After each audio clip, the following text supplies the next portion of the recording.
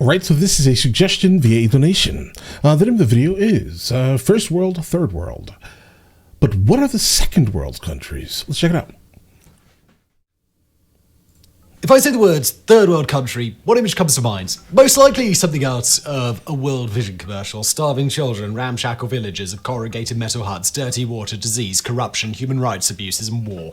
Now, What about a first world country? Generally. Well, if you're watching this video right now, odds are you live in one of those, wealthy, industrially developed, and democratic. And finally, The funny thing is about what he's saying here is that I would definitely say that there are a couple of places in the United States of America that could probably be considered third world, right?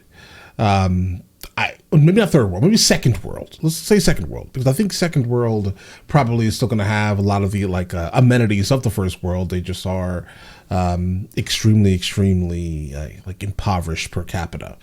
I'm gonna go ahead and give you a couple of them. I think personally. No offense if you live in these places, but I'm going to go ahead and say it, guys.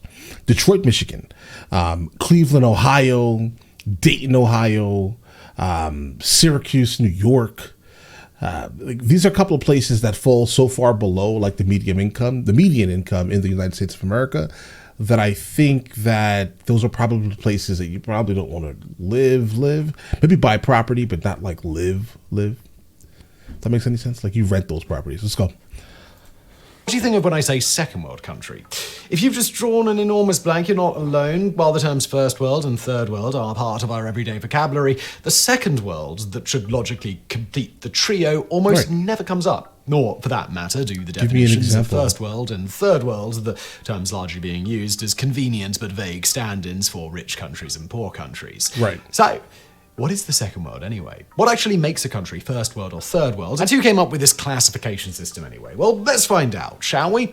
While today the terms first world and third world are largely used to rank countries economically, originally these terms had nothing to do with economics and were instead entirely political categories. The term third world first appeared in a 1952 article in L'Observateur magazine by French anthropologist Alfred Sauvé. Sauvé grouped the world's nations according to their political alignment, with the first world comprising the Western capitalist states like the US and her allies in North America and Western Europe. The second world, by contrast, comprised the communist-aligned nations such as the Soviet Union, the Eastern Bloc, China, North Korea, Vietnam, and Cuba. Finally, the third world encompassed all the remaining nations who are unaligned with either East or West, an enormous bloc which included nearly all the nations of Africa, Latin America, Southeast Asia. Okay, so this sounds incredibly biased, guys.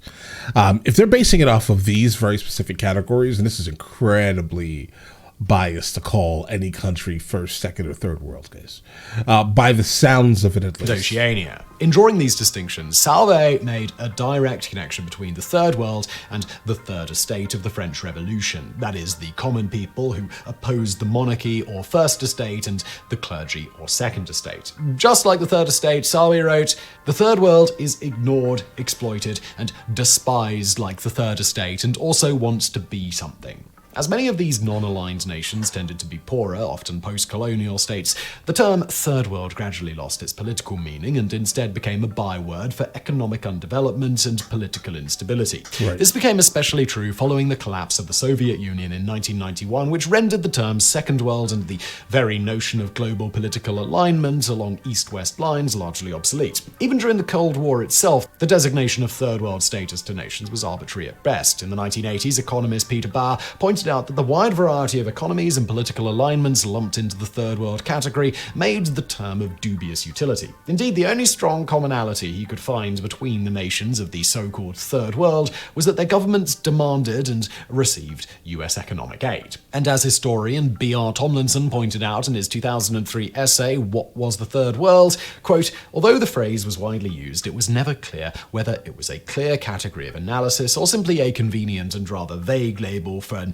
imprecise collection of states in the second half of the 20th century and some of the common problems that they faced," end quote. Due to this complete shift in the meanings of these terms, many of the original three worlds groupings can seem downright bizarre today. For example, during the Cold War, several Western European nations such as Ireland, Finland, Austria, Sweden, and Switzerland remained neutral and did not join NATO, which according to Alfred Sauvé's original definitions would technically have made them part of the third world. Right, Similarly, that doesn't make any several sense. African nations that are currently classified classified as Third World, such as Western Sahara, South Africa, Namibia, Angola, and Mozambique, were for many years included in the First World because they were either allied with the West or run as colonies of First World nations such as Spain and Portugal. On a side note, Angola and Mozambique actually became part of the Second World in 1975 when they overthrew their colonial governments and embraced communism. Okay. Now, while today the Second World... Yeah, guys, wow. Just flood of information. All right, so it definitely started out pretty biased for the most part, right? Meaning that if you don't believe everything the way I believe, morally and ethically, then you're obviously something else, right? You're part of the Second World or the Third World, right? When did it change into us just looking at it based off of economics?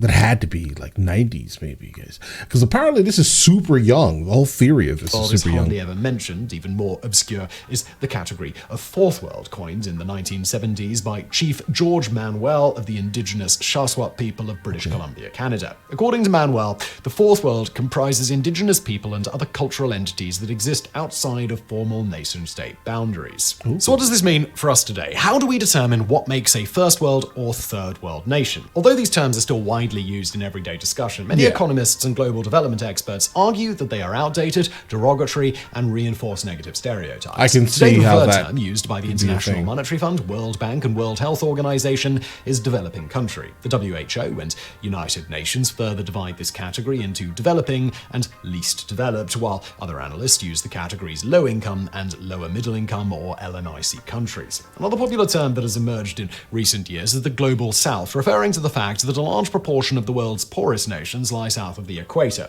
However, this term is not 100% accurate for several poor nations like Haiti lie north of the equator, while several wealthy developed nations like Australia and New Zealand lie south of it. But while such terms are intended to be less politically charged and judgmental than the old three worlds categories, some experts still see them as problematic. A social psychologist... I mean, listen, I don't really see developing world as a...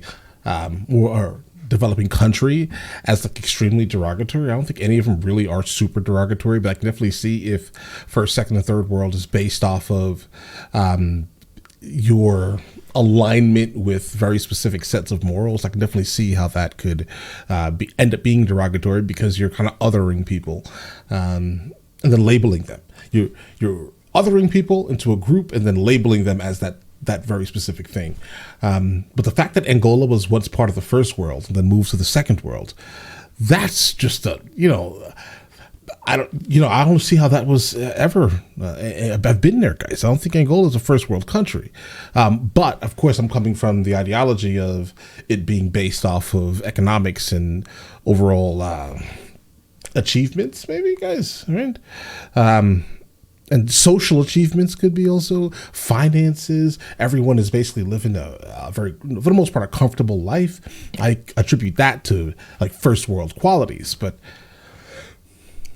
all right, yeah, I can see how it's derogatory. Shows Cassie of the University of Cape Town in South Africa argues, I dislike the term developing world because it assumes a hierarchy between countries. It paints a picture of Western societies as ideal, but there are many social problems in these societies as well. Absolutely. It also perpetuates stereotypes about people who come from the so-called developing world as backward, lazy, ignorant, irresponsible. In my view, the developing relationship in many ways replaces the colonizer-colonized relationship.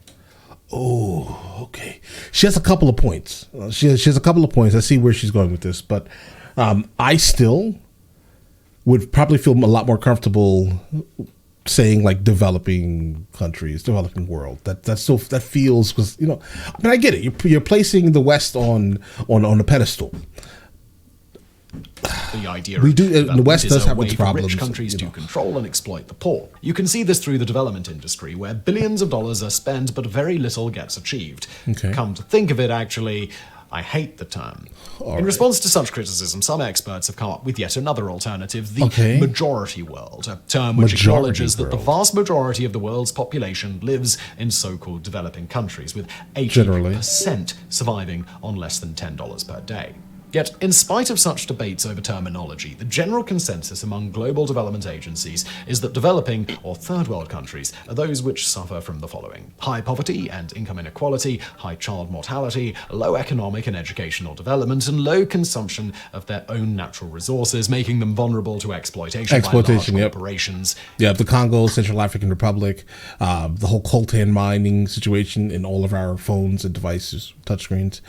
Yeah, I get that, absolutely. I attribute all of the things that he just said to third world countries, but apparently that's, all right, let's go. Developed nations. The Education Index, along with life expectancy and gross national income, or GNI per capita, are used by the World Trade Organization and United Nations to calculate the Human Development Index, or HDI, which is measured on a scale of 0 to 1. According to this measure, the fifth least developed countries on Earth are Mozambique with a score of 0.456, Burkina Faso and Sierra Leone at 0.452, Mali at 0.434, that's and Burundi crazy also. at 0.433. Like, it's super crazy how Mali has fallen, though, guys. Like, Mali went from being like one of the richest places on the planet, right, based off of Mansa Musa, right, to being the poorest. I don't even understand how that happened.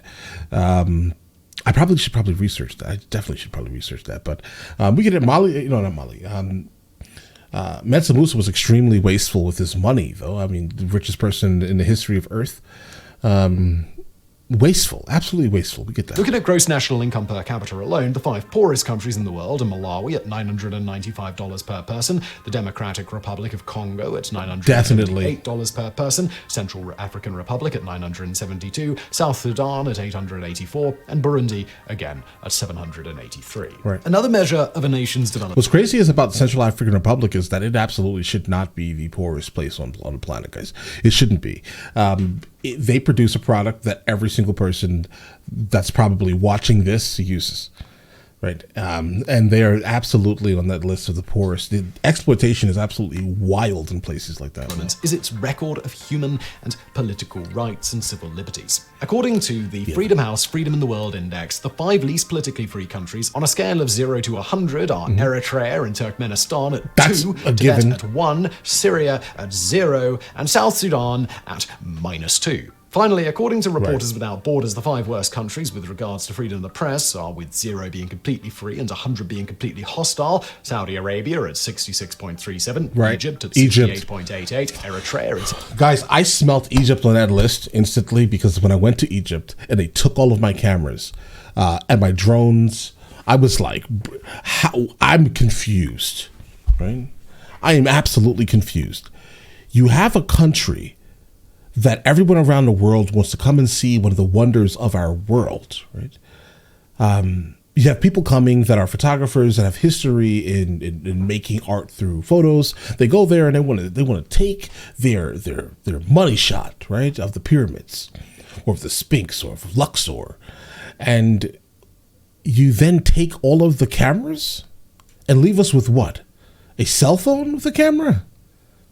Guys, you're not doing very well, right, Egypt? No disrespect, obviously, right? But you're not doing very well with that very specific thing. I understand you went through something absolutely terrible somewhat recently, right? But if you're still going to allow tourists into your country, then you should probably make it so, right?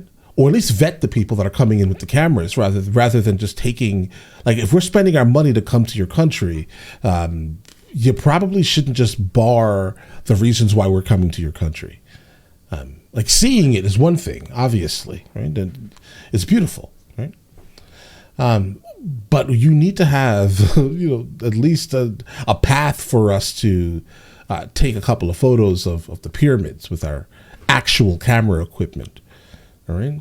Hopefully Morocco's on this list too, because they're not too far from that, guys. All right, but let's get it. Saudi Arabia at 66.37, Egypt at 68.88, Eritrea at 72.36, China at 80.43, and Syria at 82.05. Yeah, Eritrea is wild, guys. Surprise, surprise. The world is a complicated... Like, Eritrea is another hermit kingdom, guys. If you guys did not fully know that, it's not too different from North Korea, guys. Just understand we have 2 North Koreas on this planet. One is in Africa, east of Africa, north. I'll say kind of northwest of Ethiopia, right? another North Korea that no one speaks about. It's absolutely wild. 2.05. What these numbers reveal is that, surprise, surprise, the world is a complicated place and difficult to sort into categories as neat and tidy as first, second, and third world. For example, while supposedly first world countries like China are economically developed, they score low in terms of human rights and freedom of the press. And while many supposedly third world countries are indeed economically underdeveloped, in many cases community ties and traditional social safety nets are far more developed than in first world countries. In conclusion, nations are made up of people, and if there's one thing certain about people, it's that they refuse to play by the rules. Right. All right.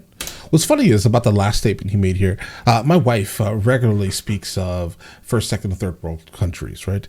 And she tries to, but how she defines it is a way that it is in a way that's kind of similar to the last theory, right? They base it off of, well, she bases it off of the economy, the economics, and then the human rights, right? So like she will rank a country lower if the people there have no actual human rights, or the average person does not care about the life of another human on average, right? The value of a human is no more than, nothing, basically, right? So she ranks, she's from Spain, right? So she ranks Spain not as a first world nation at all, because of the issues at very specifically the border from Morocco to Spain. She specifically says in no way Spain is the first or second world, based off of how the treatment of people are. Some people are, right?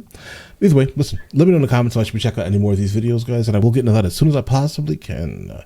Yeah, you guys all have an absolutely amazing day and enjoy your day thoroughly.